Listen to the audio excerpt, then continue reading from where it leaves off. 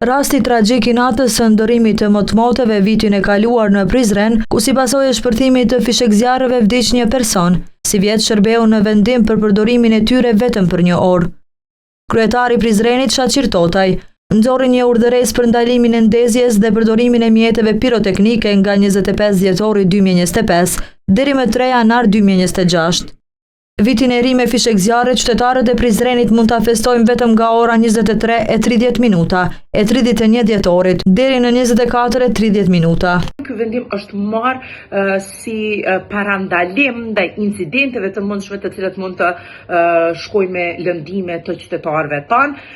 Drejtoria e inspektorateve janë ata të cilët do të jenë në terren për të inspektuar nëse ky vendim po zbatohet dhe po ashtu ata do të kenë ndihmën dhe mbështetjen nga policia e Kosovës për të qenë gjatë gjithë kohës në monitorim nëse vendimi është duke u zbatuar. I gjithë ky vendim është marrë për të mirën e qytetarëve tanë. Sa i përket komunave të tjera, ende nuk ka njoftime zyrtare se kanë marrë ndonjë vendim të ngjashëm.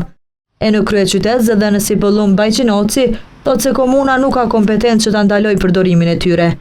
Komuna Prishtinës, përkatësisht inspektoriati, ka përgjegjësi në monitorimin dhe rregullimin e shitjes bazë të rregullorës të përcaktuar edhe ligjeve në fuqi.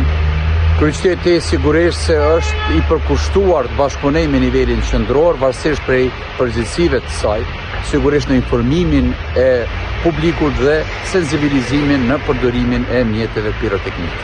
Shitja e mjeteve piroteknike lejohet nga data 19 dhjetor deri më 31 dhjetor, ndërsa përdorimi nga 26 dhjetorit deri më 2 janar.